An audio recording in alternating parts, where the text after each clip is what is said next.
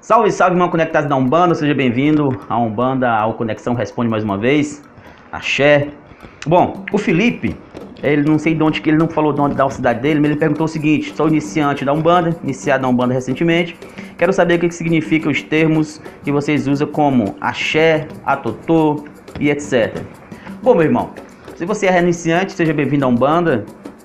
Acredito que a pessoa mais indicada para te dar essas explicações são palavrinhas em Yorubás, que é usado muito nos terreiros de Umbanda. É seu dirigente lá, seu sacerdote. Acho que você tem livre acesso. E quando você é novato no terreiro de Umbanda, fica muitas dúvidas, muitas perguntas. E é fundamental que você vá atrás da pessoa certa, a pessoa correta, que é o seu dirigente, a pessoa responsável por aquela casa, e sanar essas suas perguntas, suas curiosidades sobre a Umbanda. Axé é energia, né? A nossa força, a força dos orixás, a força das entidades, é aquela energia gerada, aquela egrégora produzida, positiva, que edifica, que dá força, vigor e coragem e luz nos terreiros de Umbanda. O Axé significa isso, energia divina, energia forte, energia pura, que é capaz de modificar e elevar as almas e os espíritos e quebrar tudo que é negativo dentro de um terreiro. Atotô, que você perguntou aí, é uma saudação de nosso amado e velho amigo mestre Abaluaê, ou Omulu, como queira chamar em alguns terreiros. Atotô é a saudação ao nosso grande pai Omulu, senhor das almas, senhor da morte, senhor da vida. E outros questionamentos que você colocou aqui, etc. Deve ter muitas perguntas na tua cabeça, já que você é iniciante, mas eu acho que a pessoa mais indicada para te responder é o seu sacerdote, a sua sacerdotisa que está aí, né, prontamente para te ajudar. E creio que se ela é sacerdote ou ele é sacerdote, tem toda a informação e toda a bagagem para isso. Tenha um bom início de Umbanda, meu amigo Felipe. Axé. A outra irmã umbandista que me perguntou é o seguinte: há 3 giras passo com o mesmo médio, só que com entidades iguais e guia diferente. Sinto que a entidade pega algumas características do médio, como jeito de falar, vício de linguagem e tal. Será que o médio fala o que os guias dizem ou que o próprio médio acha que está certo dizer? Pois as 3 entidades disseram quase as mesmas coisas sobre o mesmo assunto. Bom, minha irmã, é por isso que é importante o estudo dentro da Umbanda, né? Porque a Umbanda, o importante não é só incorporar, receber um guia e dar uma consulta, uma consulência. É saber o que está fazendo. O médium que está dando consulência, ele tem que ter uma afinidade com aquela entidade e, acima de tudo, uma afinidade com o conjunto de liturgia de Umbanda, para dominar o que está acontecendo. Você não pode simplesmente incorporar, porque você incorpora e vai dar sair dando consulta, porque o guia necessita da nossa forma intelectual. A incorporação ela é mecânica, ela precisa do nosso trejeito, precisa da nossa fala, precisa do nosso sentido, do nosso corpo mecânico. Nosso corpo orgânico é assim que funciona. Então, se é o mesmo assunto, 3 vezes que você foi falar, não tem como ter 3 versões diferentes. Então, se ele iria ficar em dúvida, se pessoa, um caboclo falou uma coisa para você de um assunto, amanhã uma entidade de boiadeiro falou uma versão diferente daquele mesmo assunto, no terceiro dia um preto velho foi lá e deu uma versão diferente do mesmo assunto. Então, tu ia ter que escolher qual vertente você se encaixaria. Mas se os 3 falaram quase a mesma coisa, porque o assunto é um só e talvez a solução estava ali. Então é preciso ter um pouco de cuidado na hora de interpretar o que o guia fala. E ter coragem também de fazer o seguinte: acreditar no guia e no médium que está ali.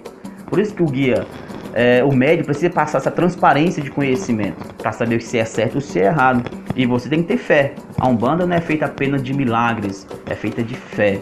A Umbanda é fé. Se você foi num terreiro, você conheceu um guia, você se consultou com ele, você tem que acreditar naquilo.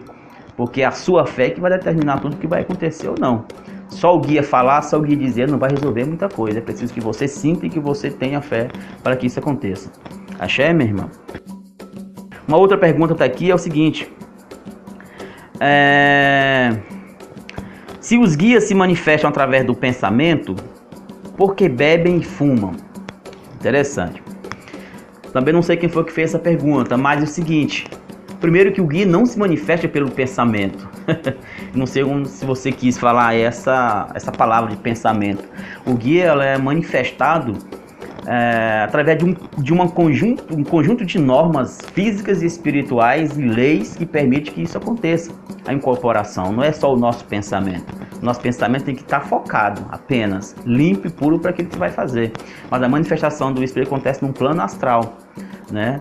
Isso, a manifestação, a conectividade do guia espiritual com o nosso plano astral para dar a incorporação. Mas a reação dessa incorporação é dada no plano físico, é dada no aparelho do médium, no corpo físico, que é chamado de incorporação ou incorporação mecânica.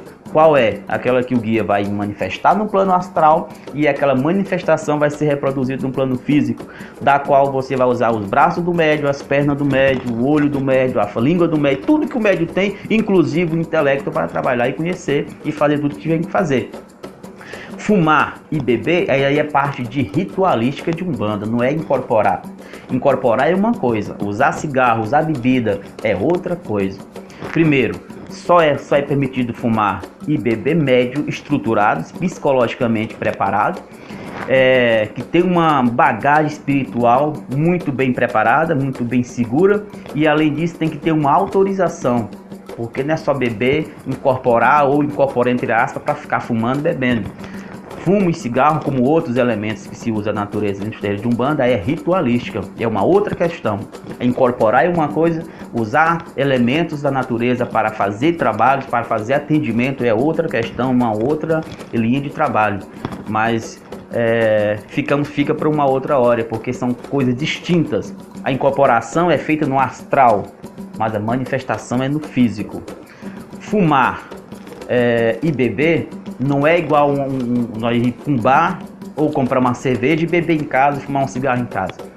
O guia é diferente. O guia adiciona conhecimento magístico, adiciona energia penitenciada, força espiritual e manipula aqueles elementos para uma finalidade maior, que é a limpeza, que é a cura, que é tudo isso que a Umbanda se propõe a fazer e faz magnificamente. Axé. Tem uma outra pergunta também. Tenho uma sobrinha de 10 anos que comentou comigo que frequentemente vê vultos. Tem algo a se fazer? Não, não tem algo a se fazer. Porque todo mundo vê vulto todos os dias, ou todas as horas, ou em algum momento da vida. Ver vulto não significa que você está sendo assombrada.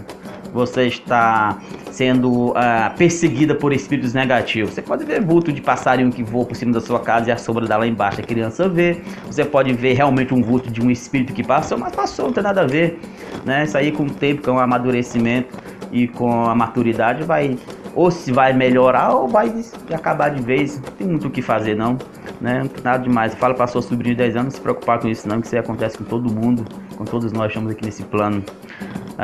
Se você não sabe, nós somos 24 horas rodeados por manifestações espirituais ao nosso redor.